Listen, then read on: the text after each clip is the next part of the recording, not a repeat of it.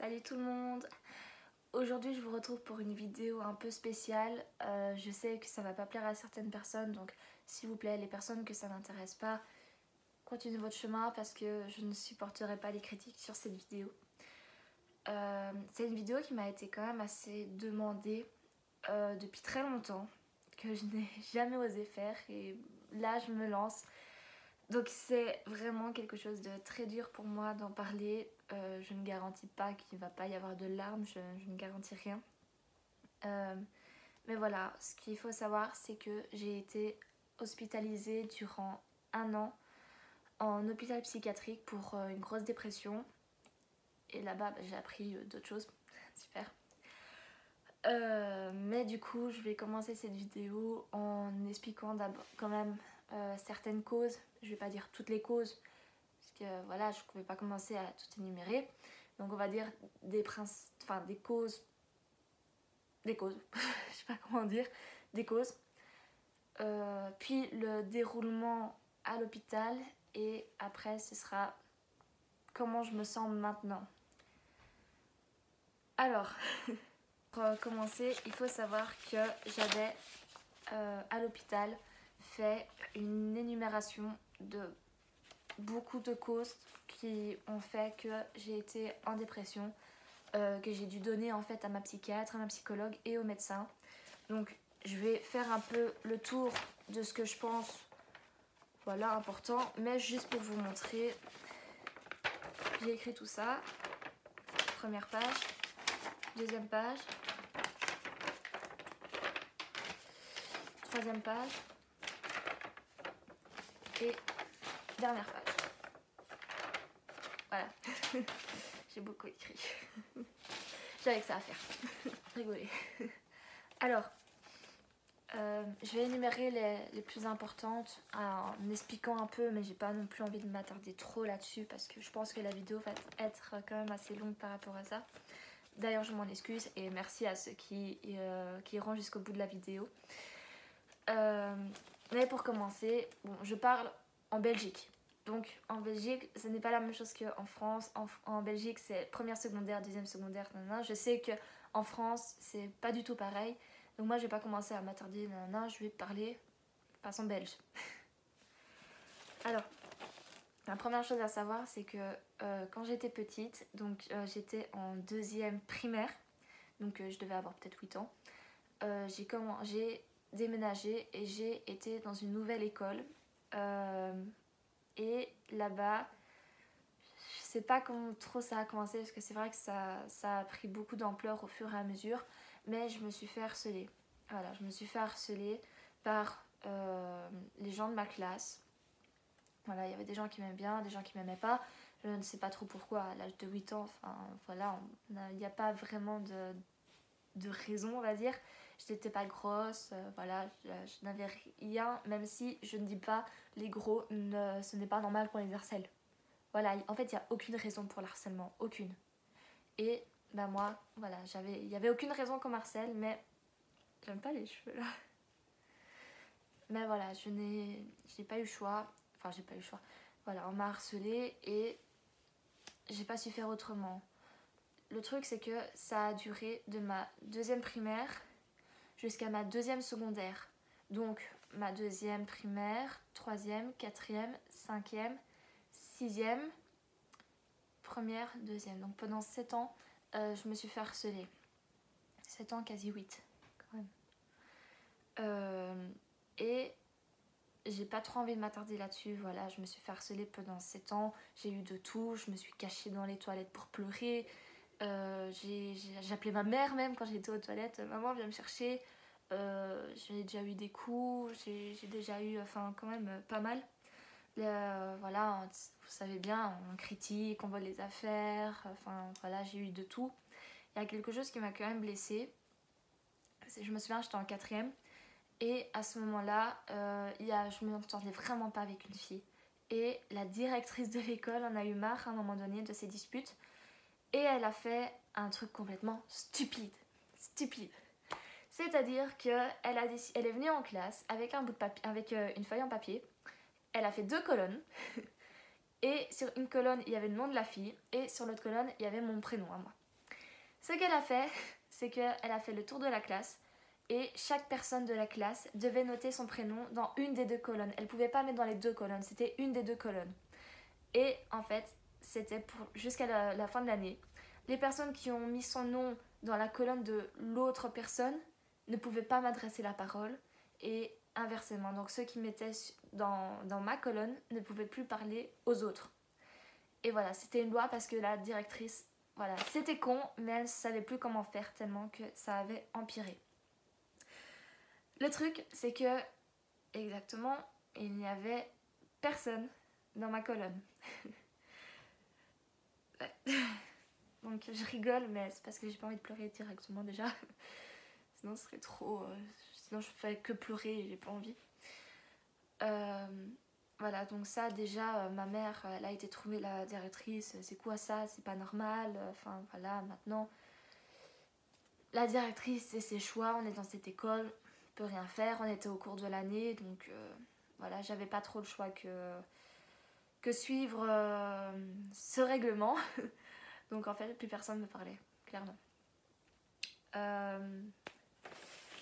Je sais que l'année d'après, il y a une nouvelle arrivée à l'école. Et cette fille, je vais citer son nom, elle s'appelle Héloïse. Retenez bien Héloïse. Et Héloïse... Je peux pleurer.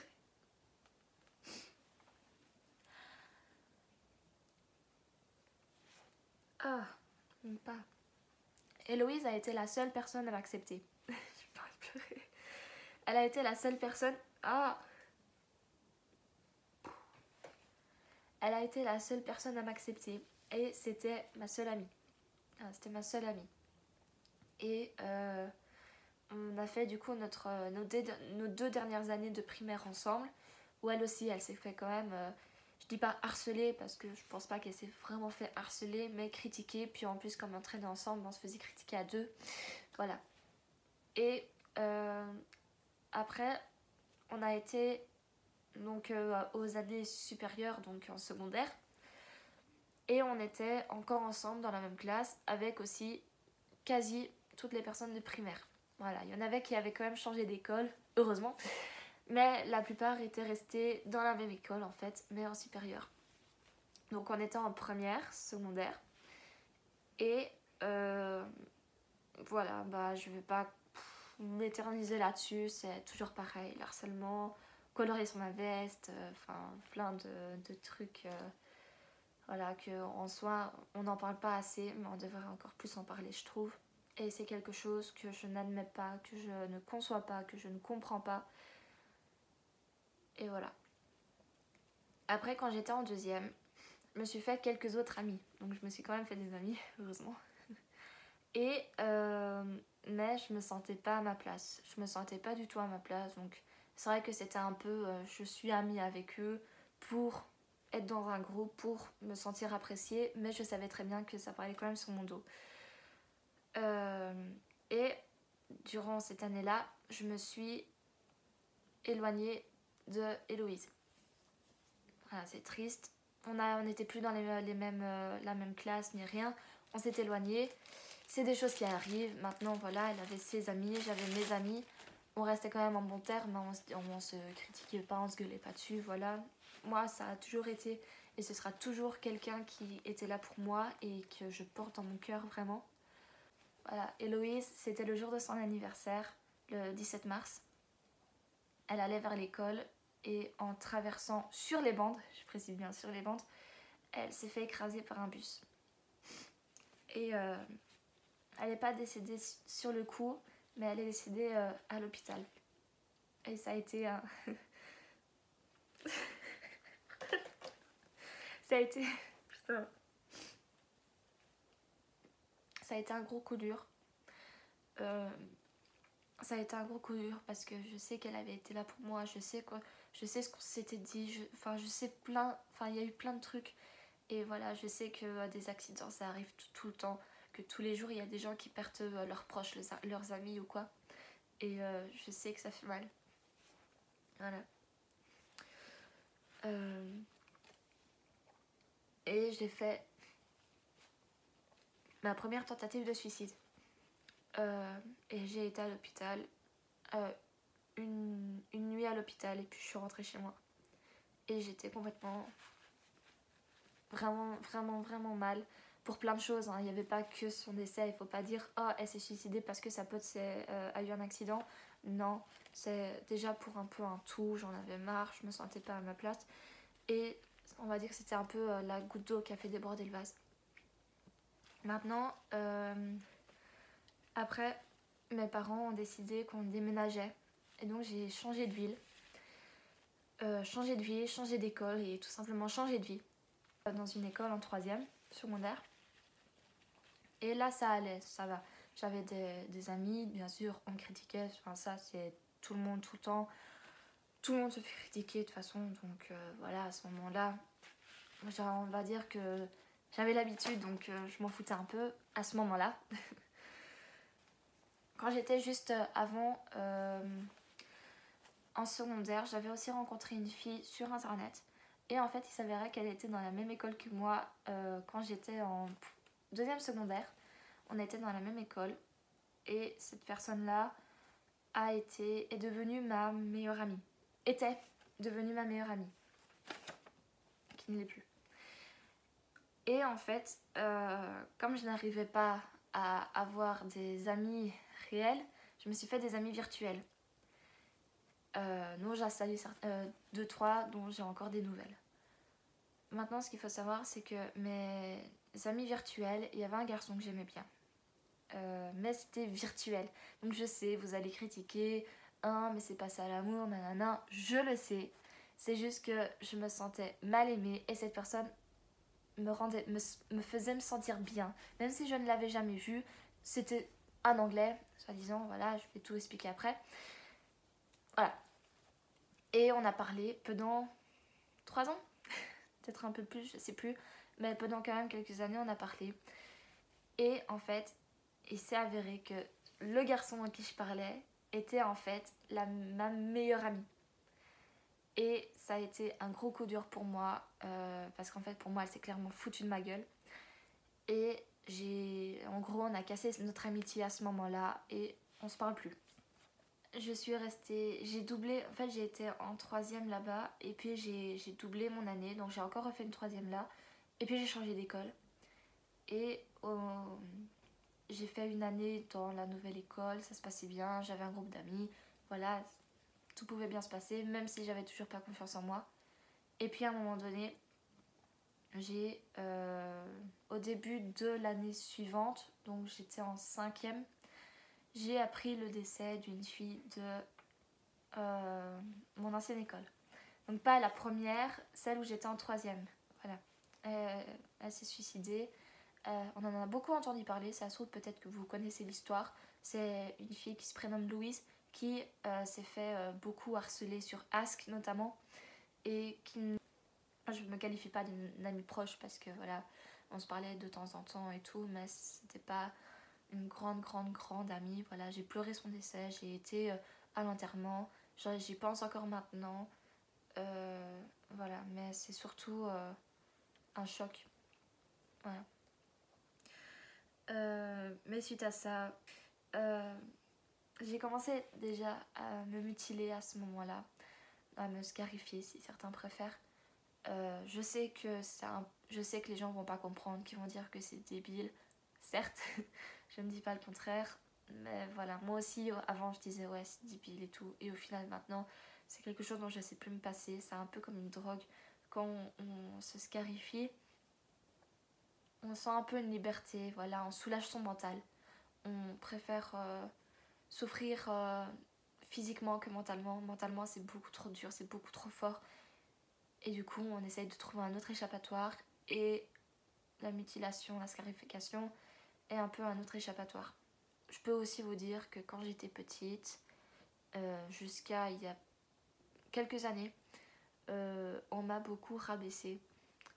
Voilà, tu ne sais rien faire dans la vie, tu ne sers à rien, t'es incapable. Enfin voilà, tous des mots dont on n'a pas envie d'entendre et tout. T'es nul, enfin voilà, il y a eu de tout.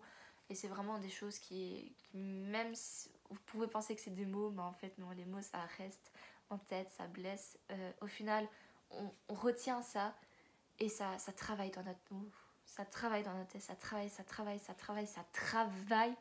qui fait qu'au final, on n'en peut plus. Voilà, on n'en peut plus. Et moi, je me suis arrivée à me dire que ouais, je suis une incapable, je sers à rien. J'ai quand même eu des copains.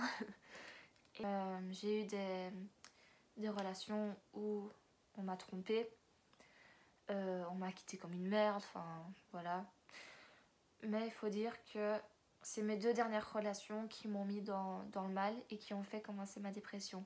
La première relation, voilà, je suis sortie avec quelqu'un au début de l'année quand je suis arrivée à l'université à la haute école. Et voilà, ça se passait bien et tout, même s'il y avait des disputes. Et voilà, ça s'est terminé vraiment d'une manière dont j'ai plus envie de revivre ça. Du coup, c'était au mois de janvier-février, plus février, que j'avais arrêté les... Enfin, février-mars, voilà, je vais y arriver, février-mars, j'ai arrêté les cours. Et ce que j'ai fait en fait, c'est que là, j'ai commencé déjà à tomber en dépression, sans le savoir. Et pour vous dire, j'ai claqué, mais quand je vous dis j'ai claqué, énormément de sous dans l'alcool. Voilà, j'étais tous les jours avec un verre d'alcool en main, avec une bouteille, j'étais devenue alcoolique. Voilà, je buvais tous les jours et tous les jours j'étais bourrée. Tous les jours j'étais avec des amis et on se bourrait la gueule. Ça a duré comme ça jusqu'en juillet ou août. Je sais plus si c'était juillet ou août, mais je suis sortie avec un autre garçon. Et clairement, dès le début, voilà, dès le début ça se passait mal. Il y avait directement eu des mensonges en fait. Et voilà, de tous les deux, hein, on va pas se mentir, de tous les deux il y a eu des mensonges et la relation s'est vraiment dégradée au fur et à mesure. Mais on voulait pas se quitter de base, on voulait pas se quitter. Même si bah, à la fin on a rompu quoi, c'est un peu normal. Une relation, enfin c'était pas une bonne relation en fait, vraiment pas. En gros, l'un pouvait rien faire, l'autre pouvait rien faire du tout non plus. Il y avait beaucoup de jalousie. Voilà, il y avait plein de gens qu'on ne pouvait plus voir. Enfin voilà, voilà, c'était vraiment pas une bonne relation. J'en veux pas à cette personne. Mais c'est vrai que ça m'a mis mal. La séparation m'a mis encore plus mal. C'est vrai qu'après on a quand même réessayé de se remettre ensemble, mais voilà, il y avait quelque chose de cassé et on savait plus se remettre ensemble. Pour pas m'éterniser là-dessus. Je sais que j'ai fait beaucoup de TS, j'en ai encore fait après. J'ai pas envie de toutes les citer à chaque fois, mais au total, j'ai quand même fait 8 tentatives. Oui, tentatives. De toutes sortes. Et au final, j'étais... soit ça allait, mais je vomissais en cours de chemin. Soit j'étais même pas réveillée, il fallait me porter. Je savais plus marcher, je me souvenais pas de mon prénom. À un moment donné, on a dû me mettre des antipoisons et tout. Il y avait une chance sur 2 ou quoi que je me réveille. Enfin voilà, c'était vraiment pas gai. Et je sais que c'était pas gai pour mes parents et ni pour ma famille en fait tout court. Ni pour mes proches en fait, c'était gai pour personne. On se sent mal, mais on n'a plus envie de rien faire. On se dispute avec tout le monde. On a envie de rien faire, on a envie de rester au lit. D'ailleurs, moi, c'est ce que j'ai fait. Voilà, très clairement, je restais au lit toute la journée. Et voilà, personne ne devait venir me voir. Quand on m'envoyait des messages, je répondais pas. Ou quand on m'envoyait des messages, je me disputais avec la personne parce que d'office, j'étais pas bien. Quand on n'est pas bien, bah voilà, on est un peu sur les nerfs. Donc, je me disputais avec les personnes. Enfin, voilà, il y a eu plein... En fait, quand aussi... Je suis désolée, je bégaye et tout, c'est parce que ça me tient tellement à cœur et je sais pas comment formuler mes phrases parce que je suis vraiment touchée par rapport à ça. Il y a aussi, en fait, quand on est en dépression, on se laisse mourir. Voilà, on se laisse mourir. On est mort dans un corps de vivant. Et c'est vraiment pas une sensation chouette à avoir. On a juste envie de se laisser mourir. Plus envie de manger, plus envie de vivre, plus envie de bouger, plus envie de rien faire. T'es sur ton lit comme si t'étais dans un cercueil, voilà. Il y a eu des psychologues, psychiatres qui sont venus 1 à 2 fois semaine chez moi pour faire un petit bilan de comment ça va ou quoi. Et à un moment donné, mon psychiatre était venu à la maison. Moi, je me disais, allez, ça va, encore une séance, on va voir, nanana. Et en fait, non. Clairement, pas du tout. Il m'a directement dit, écoute, je suis pas là pour qu'on blablate. Je te mets dans un... je te mets dans un hôpital psychiatrique. Tu n'as pas le choix. Je vais téléphoner maintenant et tu y vas cet après-midi. Le plus tôt possible, en fait. Et c'était d'office ce jour-là. Donc moi qui espérais pouvoir rester encore chez moi ou quoi, non, gros coup dur, on me met dans un hôpital psychiatrique de force. Voilà. Je pleurais, je pleurais, je pleurais. Mais quand je vous dis je pleurais, c'est que je pleurais toutes les larmes de mon corps. Parce que je n'avais vraiment, vraiment, vraiment pas envie d'y aller. Et j'ai été obligée, voilà. Et puis, on arrive à la deuxième phase de la vidéo qui est l'hôpital. J'ai été dans 2 hôpitaux psychiatriques. Le premier, c'était, l'unité, c'était Calamos. Donc je vais parler avec Calamos. À Calamos, j'ai fait que pleurer. Quand je suis arrivée là-bas, je voyais les gens et tout, je pleurais parce que je me disais, mais pourquoi je suis là? Je dis pas qu'ils étaient... Je les connaissais pas, je savais pas ce qu'ils avaient, je savais pas leurs problèmes, mais au final, je me suis rendu compte après que c'était des personnes comme moi.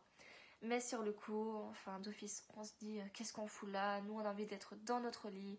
Enfin voilà. En plus de ça, là-bas c'était strict. Enfin strict. On se levait, on s'habillait, on allait manger. Et puis ils fermaient nos chambres et on n'avait plus droit à nos chambres jusqu'à 5h du soir, donc 17h. Et à 17h, ils ouvraient les chambres et on allait tous dans nos chambres. Après-midi, là-bas, ils nous ont vendu du rêve en disant voilà, vous allez faire plein d'activités, vous n'allez pas penser à vos problèmes, là. Faux. Le matin, tout le monde dormait parce que d'office, on est crevé. Donc le matin, on se réveillait tôt, on n'avait pas l'habitude puisque voilà, t'es pas bien, voilà, t'as pas l'habitude de te lever tôt et de reprendre un rythme de vie. Donc c'était vraiment tout le monde crevé. En plus de ça, il faut savoir qu'à Calamos, ils nous ont bourré de médoc. Ça veut dire que durant mon hospice à Calamos, j'ai eu 7 à 8 médocs par jour. Tous des antidépresseurs, des calmants, voilà. Et je peux le dire, j'étais un vrai zombie. C'était vraiment, on me reconnaissait pas, j'étais vraiment un gros zombie. Ils nous ont tués au médoc. Quand on était à Calamos, en fait, on a rencontré une personne qui était schizophrène. Et c'est vrai que cette personne, ben voilà, on n'est pas bien et tout, donc d'office on parle de nos problèmes. Et cette personne nous parlait beaucoup du fait qu'il avait envie de mourir. Donc c'est vrai que ça ne nous aidait pas, mais d'office, on était tous dans cette merde-là. Du coup, on avait envie de l'écouter. Et voilà, mais c'est vrai que ça nous mettait mal. Et les infirmiers nous ont dit si nous parlait encore de ça, on devait partir. Voilà, un peu nier et partir. Le souci, c'est que cette personne-là, j'avais écouté ce que les médecins m'ont dit. Et j'ai décidé de partir.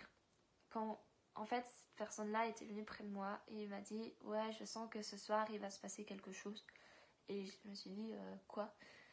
Et il m'a dit « La mort. » Et moi, je me suis dit « Je vais écouter les médecins, ils me parlent de ça. J'ai déjà écouté plein de fois ces histoires-là. Je vais partir. » Et ça, je regrette énormément. Vraiment énormément. Je suis partie. Et le soir même, il était introuvable.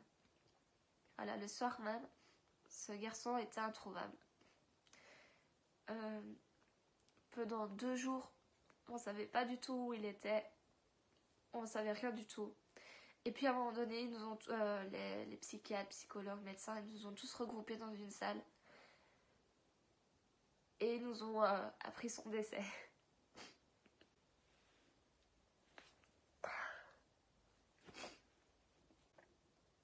Donc c'est vrai que c'est super dur parce qu'on se dit qu'on aurait pu faire quelque chose. On en a tous voulu aux gens, enfin aux médecins, on en a tous voulu. Pourquoi vous nous avez dit de partir et tout? Pourquoi cette personne, elle était comme nous, elle avait besoin de nous et nous, on a fui simplement et au final, cette personne s'est suicidée. Je l'ai sur la conscience vraiment. Enfin voilà, ça a été un gros coup dur pour tout le monde.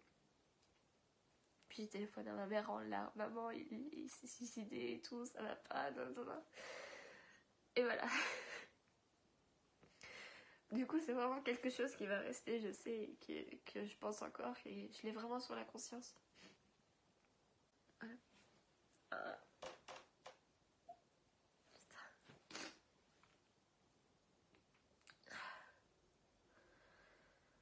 Après j'ai changé d'hôpital et j'ai été au Beauvallon à Namur. Voilà, j'étais à Namur et là j'ai encore été dans un autre à Namur. Et c'était à la clinique du parc. Ça a été, mais entre le temps, je partais de l'hôpital Calamos et j'allais dans l'autre hôpital. Mais j'avais un jour et une nuit où j'étais chez moi. Et j'en avais tellement marre, mais tellement marre d'aller encore à l'hôpital psychiatrique et tout. Je me dis, mais merde quoi, j'ai envie d'en finir. J'en ai marre d'être là, j'en ai marre de voir que je vais pas bien. J'ai pas envie d'être là, j'ai pas envie d'encore aller ailleurs et tout, ça va pas. J'ai fait une tentative.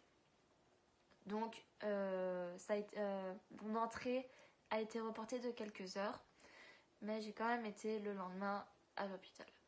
Sauf que dans cet hôpital-là, dans la clinique du parc, il y a 2 sections. C'est une petite unité, ça s'appelle l'unité protégée. Donc avec les initiales UP. Je vais parler avec l'UP et sinon il y avait donc l'unité protégée, je vais d'abord parler de ça. L'unité protégée, c'est une petite pièce comme le salon de chez quelqu'un. Et en gros, c'était la salle de séjour. Il y avait une table, deux fauteuils et une télé. Et on était là et il y avait toutes les chambres autour. Donc il y avait des chambres à 2 et il y avait des chambres individuelles. Les chambres où on est à 2, on n'a pas de douche et du coup, c'est des douches communes. Alors, comment vous dire que moi j'appelle cet endroit l'aquarium. L'aquarium, pourquoi? Parce qu'en fait, dans la salle de séjour, il y a une vitre transparente, donc les infirmiers nous voient et ils sont tous là dans leur bureau et ils nous voient. Et nous, on n'a rien à faire là-bas, rien à faire là-bas et on tourne en rond en fait. Et on tourne, on dirait des poissons rouges. Voilà, on est des poissons. C'est pour ça que moi j'appelle ça l'aquarium. Et eux, ils nous regardent, ils nous observent et ils notent dans leur carnet comment on est. À ce moment-là, donc moi je suis rentrée là, je ne connaissais pas le principe, je n'avais pas vécu ça. Et en fait, j'étais en strict. Donc ça, c'est le début quand on rentre à l'UP. T'es en strict. Après, t'as des rendez-vous avec les psys une fois par semaine. T'as soi-disant un psychiatre qui vient te voir. Et il y a les médecins. Tous décident ensemble si tu peux commencer à faire des activités dans l'autre partie que je vais expliquer après. Donc faire des activités, manger de l'autre côté, parce qu'aussi on avait une salle à manger. Donc manger de l'autre côté, si on pouvait faire des promenades dehors, parce que bien sûr on ne peut pas sortir, là on était vraiment enfermés. Donc en fait c'était eux qui décidaient de tout. Et je suis restée là 3 semaines, un mois je pense, 3 semaines. 3 semaines. Et puis j'ai été une semaine à l'UO. Donc après 3 semaines, ils m'ont fait sortir de l'UP pour aller à l'UO. L'UO, c'est l'unité ouverte. Et là, t'es en liberté totale. Donc, t'es pas enfermé, tu peux faire les activités, tu peux aller dehors. Voilà, c'est toi qui décides en fait. Quand t'es libre, voilà, t'es libre. Clairement, c'est ça, t'es libre. Tu peux aller te promener dans le parc, euh, promener dans le parc. Donc j'ai pu être une semaine à l'UO. Et puis de nouveau, j'ai pu rentrer chez moi. Ah oui, parce que le week-end, la première semaine, on ne peut pas rentrer chez soi. La deuxième semaine, on peut rentrer chez soi juste l'après-midi ou du matin au soir, ça dépend. Et la troisième semaine, là, on peut rentrer chez nous dormir un jour, le week-end. Donc, souvent, c'est de samedi à dimanche. Donc, samedi, vers 13h, on peut retourner chez nous. Et dimanche, 20h, on doit rentrer. Donc, quand j'étais à l'UO, j'ai pu rentrer le week-end. Le souci, c'est que j'étais vraiment pas bien et j'ai refait une TS. Donc, je vais pas expliquer, voilà. J'ai fait une TS et là, on m'a mis dans un endroit horrible. Je suis retournée à l'hôpital. Après le vrai hôpital, je suis retournée au Beauvallon à la clinique du parc. Pas à l'UO, pas à l'UP, en isolement. L'isolement, qu'est-ce que c'est Vous voyez la taille de votre chambre? Bah, divisez-la en deux. Divisez la taille de votre chambre en deux. Rajoutez un lit, une toilette. Et c'est tout. Et une porte. Donc, tu peux rien faire. J'ai été enfermée et on m'a mis là suite à ma TS. TS, tentative de suicide, pour ceux qui ne savaient pas. Et j'ai été là pendant 4 jours. Ça, c'est horrible. Je ne veux plus jamais y aller. En gros, tu sais pas quelle heure il est. Tu peux pas prendre l'air. Quand tu vas aux toilettes, tu peux même pas toi tirer la chasse. Tu dois appeler les infirmiers pour que eux tirent la chasse pour toi. T'as une tenue que eux te donnent pour aller là-bas. Genre soutien et tout, tu peux pas. Élastique, tout, tu peux pas. Tu peux n'avoir pas ton GSM, aucun objet, rien du tout. D'ailleurs, ce que j'ai oublié de préciser, c'est qu'à l'UP, on n'a pas droit de notre téléphone. Voilà, ils nous le donnent que 2 heures par jour. Sinon, le reste, tu te fais chier. Là, à l'isolement, on ne pouvait pas avoir son téléphone, on ne pouvait pas avoir un livre, on ne pouvait pas avoir des crayons, on ne pouvait pas avoir un bic ni des feuilles, rien du tout. Voilà, rien du tout. T'avais quoi à faire? Être dans ton lit, dormir, toute la journée. Ils venaient, eux, t'apporter en ouvrant des portes avec les clés et tout, tu sais, comme un peu en prison. Et ils viennent t'apporter ta bouffe. Et puis, voilà, tu manges dans ton lit. Et après, tu pars. Après, eux, ils partent. T'as fini de manger. Ils viennent le chercher parce qu'ils ont une caméra dans la chambre pour voir ce qu'on fait. Il n'y a rien à faire, mais voilà. Et j'y suis restée pendant 4 jours. Je suis même restée, c'était l'anniversaire de mon père. J'ai supplié pour pouvoir au moins avoir mon père 5 minutes au téléphone pour lui souhaiter bon anniversaire. Et ils viennent que 3 fois sur la journée pour nous apporter à manger. Ils nous promettent que les psychiatres vont venir. Donc bien sûr, moi j'attends le lendemain parce qu'ils disent « Oh, le lendemain ils vont venir ». Au final, le lendemain, ils viennent pas. Ils disent « Ah, mais elle était occupée, nanana, ce sera pour le lendemain ». T'attends, elle vient pas, et ainsi de suite. Et en fait, tu fais rien d'autre dans l'isolement qu'être dans ton lit, dormir et attendre qu'on vienne te secourir, tout simplement. J'ai quand même pu sortir, et puis j'étais de nouveau dans l'UP. On était protégé, le petit coin, voilà, j'étais là. Je suis restée là pendant... Donc j'étais en juin. En juin, j'ai même passé mon anniversaire à l'UP. Juillet, août, je sais plus trop si c'était juillet, août, enfin plus vers juillet ou plus vers août, je ne sais plus. Ils m'ont refait passer à l'UO. Donc à l'UO, voilà, ça se passait bien, les activités. Et puis, vers fin août,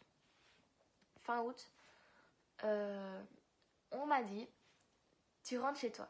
Donc pour moi, je savais pas trop comment me mettre parce qu'on me dit, tu rentres chez toi du jour au lendemain en fait. Et je savais pas comment je devais le prendre parce que je me suis sentie abandonnée. On me lâche là comme ça dehors à l'extérieur alors que maintenant on avait un peu notre confort à l'hôpital où on se sentait en sécurité parce que parfois où je rentrais chez moi j'étais tellement pas bien que je disais je veux rentrer à l'hôpital, je veux rentrer à l'hôpital et je rentrais parfois à l'hôpital plus tôt que prévu. Et là d'un coup ils m'ont lâché dehors. J'ai dû reprendre toutes mes affaires de ma chambre, d'hôpital. Et voilà, toute une semaine chez moi. Mais ce qu'ils n'avaient pas dit, c'est qu'ils allaient me reprendre après une semaine. Moi, ce qui s'est passé, c'est que j'ai peut-être tenu 2-3 jours. Et puis j'ai refait une TS. Une grave TS. Où voilà, je suis restée 3 jours à l'hôpital. Et puis ils m'ont ramené de nouveau à l'hôpital au Beauvallon, à la clinique du parc. Et à nouveau à l'UP. Voilà, on va dire que c'était un peu mérité. Donc cette fois-ci, j'ai prié pour que ce soit pas l'isolement. Et je n'ai pas été à l'isolement. Mais on m'a mis en UP strict. Donc j'étais en strict, je ne pouvais absolument rien faire du tout. Pendant 3 semaines. Donc, dites-vous que vous êtes dans une salle où il n'y a absolument rien à faire. La télé, t'as même pas envie d'y aller parce qu'en fait, il y a une vieille là-bas qui pissait là. Elle pissait dans les fauteuils, donc t'avais même plus envie d'aller dans les fauteuils. Il y avait une autre femme qui bougeait tous les meubles partout, alors ça faisait du boucan et tout. T'avais juste envie de rester dans ta chambre ou de partir. Mais partir, je pouvais pas. Je ne pouvais même pas aller 5 minutes dehors. Pendant 3 semaines, en gros, j'ai été séquestrée pendant 3 semaines où je pouvais absolument pas aller dehors. Je pouvais pas aller me promener, je pouvais pas faire d'activité, je pouvais pas aller manger de l'autre côté, je ne pouvais rien faire du tout à part me tourner les pouces toute la journée. Je ne pouvais rien faire. Le lendemain, il y a eu ma psychiatre qui est venue et elle m'a dit écoute, je sais plus quoi faire de toi, je te remets à l'UO, nanana. Donc c'était vers septembre. Voilà, septembre, j'ai pu rester à l'UO. Et là, j'ai pu en plus sortir, j'ai pu voir mes amis de l'extérieur, j'ai pu aller voir ma famille. Voilà, je pouvais. En plus, ma famille, elle venait pas me voir à l'UP. Enfin, c'était vraiment horrible, c'était vraiment un truc super horrible. Et du coup, après, ça allait quand même déjà mieux. Et au fur et à mesure du temps, je me sentais quand même déjà mieux, heureusement. Vu les médicaments, vu tout ça, heureusement. Et puis, à la fin, on m'a dit que je sortais le 26 octobre. Donc ça a été la grosse peur pour moi. Et il y a eu mon miracle, je le dis clairement, c'est mon miracle qui est arrivé. J'ai rencontré un garçon. Hors hôpital, bien sûr. J'ai rencontré un garçon. Et ce garçon, à la fin de mon séjour, mon hospitalisation, venait même me voir à l'hôpital. Je bougeais en ville alors que je pouvais pas avec cette personne-là. Voilà.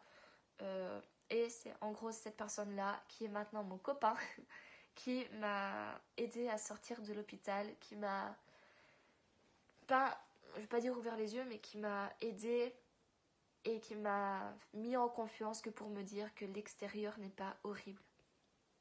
Parce que bien sûr, quand on est dans un hôpital pendant 1 an, on a peur tout simplement de ce qui va se passer.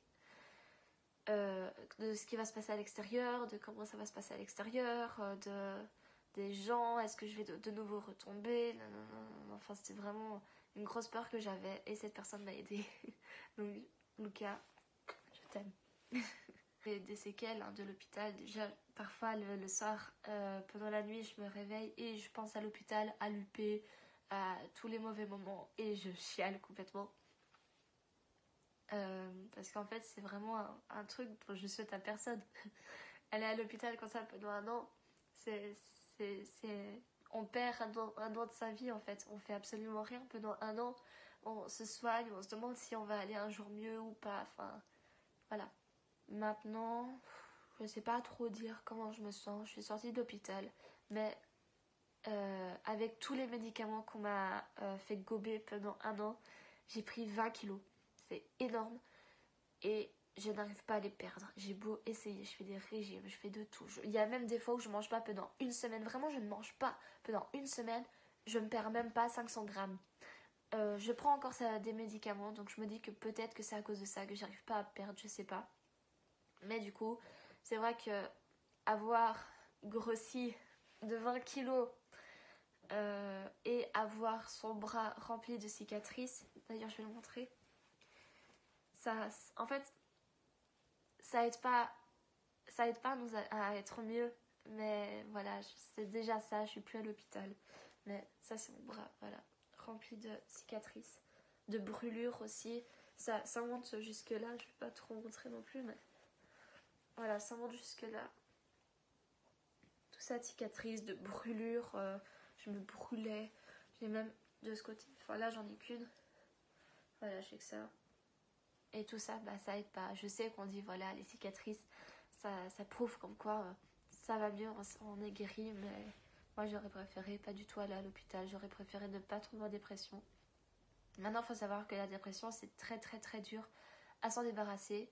On ne choisit pas d'être dépressif. C'est une maladie. Voilà. On m'avait beaucoup demandé cette vidéo et c'est vraiment une vidéo qui me tient à cœur, mais qui me fait énormément de mal à réaliser. C'est vraiment dur. J'ai essayé de ne pas trop pleurer, donc ça va, je me suis quand même contentée, mais je sais que là maintenant je vais chialer toutes les larmes de mon corps. C'est vraiment une année qui a été vraiment très très très dure pour moi. Qui était vraiment très... Voilà, il fallait avoir le mental et je ne l'ai pas toujours eu vu les tentatives que j'ai faites. Mais il faut savoir que maintenant je suis une personne changée. J'ai plus la même vision des choses. Avec mon copain là maintenant, c'est pas du tout, mais pas du tout la même chose qu'avec mes ex. La confiance, elle est là. Enfin, il y a tout qui va, quoi. Il y a tout qui fait que ça va. Mais voilà, j'ai quand même de temps en temps des rechutes. Donc en fait, il y a des fois où je peux aller là comme ça pendant 2 semaines, ça peut aller bien. Et puis un jour, genre directement le lendemain, ça redescend. Et il n'y a pas toujours d'explication, voilà. Et j'espère que les gens qui ont regardé cette vidéo pourront savoir que on s'en sort et que l'hôpital, c'est vrai que ça sert. Je sais qu'on se dit, oh, l'hôpital psychiatrique, il n'y a que des fous. Non, c'est pas vrai, il n'y a pas que des fous. C'est pas comme dans Shutter Island. C'est des personnes normaux avec un problème. Dépression, bipolarité, voilà. On est tous pareils. C'est juste qu'on n'est pas bien. Et c'est pour ça, les personnes qui sont bien, aidez-nous. Aidez les gens qui sont pas bien. Parfois, je vais dans la rue en t-shirt, voilà. Et on me juge directement. Et on rigole parfois en voyant mon bras. Donc c'est vrai que ça fait d'office, on se met pas bien à ce moment-là, on n'est pas bien. Mais voilà, j'assume et j'ai pas d'autre choix que d'assumer de toute façon. Et j'ai envie de dire que le plus gros effet par rapport à moi et ma dépression, et que si j'y suis arrivée, tout le monde peut y arriver. Parce que je suis loin d'être un exemple, je suis pas du tout forte. Les gens me disent ah, t'es trop forte et tout, mais voilà, je suis pas du tout forte. Et faut vraiment dire, c'est vrai que l'hôpital, je l'ai un peu critiqué là, c'est horrible, mais on passe quand même de bons moments là-bas aussi, on crée des liens. Moi, les amis que j'ai là-bas, que j'ai rencontrés là-bas, sont encore mes amis maintenant à l'extérieur. Je les vois toutes les semaines et on a vécu ensemble, donc c'est devenu ma famille. C'est ma deuxième famille, c'est vraiment les amis famille. Donc c'est vraiment on crée vraiment de gros liens là-bas. Et voilà, il n'y a pas que du négatif, bien entendu. Il y a eu des fous rires et tout. Il ne faut pas juger une dépression, c'est grave. Les tentatives de suicide, pareil. Les suicides, tout simplement. Voilà, il faut parler en fait de toutes les causes aussi que j'ai eues, les harcèlements et tout. Il faut en parler, il faut pas rester comme moi j'ai fait, à garder tout pour moi et à un moment donné exploser et de tomber, sombrer comme j'ai fait, il faut pas. J'espère que cette vidéo vous aura aidé aux personnes qui sont pas bien, que ces personnes-là se disent je peux m'en sortir. Si elle y est arrivée, je peux y arriver, car vous pouvez y arriver. Je veux que les personnes qui, eux, sont fortes, ne critiquent pas les personnes faibles. Comme moi, j'assume, je suis faible. Voilà, j'ai pas eu le mental que pour surmonter toute seule ma dépression. Voilà, j'ai eu besoin d'aide. Il n'y a pas de mal à avoir besoin d'aide, mais les personnes qui sont fortes, aidez justement les personnes qui ont besoin d'aide. Aidez-les. Mais voilà, c'est un peu ce que j'ai vécu et je vous le fais partager. Voilà, j'espère que cette vidéo vous aura plu. Je sais qu'elle est assez longue, donc merci pour les personnes qui ont été jusqu'au bout.